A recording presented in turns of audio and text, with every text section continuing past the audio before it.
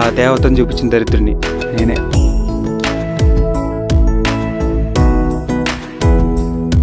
Morning తన టెంపుల్కి వచ్చిందిరా.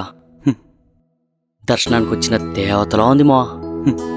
సంవత్సరం నుంచి సొల్లు చెప్తున్నావు కానీ సొల్యూషన్ మాత్రం కనపడలేదు.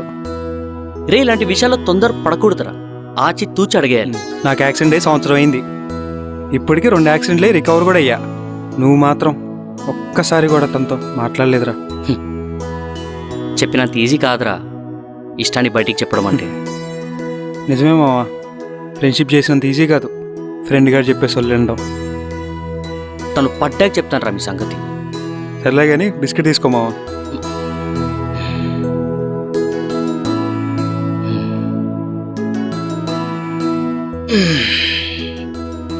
సర్లే, తను వచ్చే టైం అయింది, నేను వెళ్తా. ఇకనైనా నీ చూపులు వేస్ట్ ఇచ్చి మాటలకు పని చెప్పు.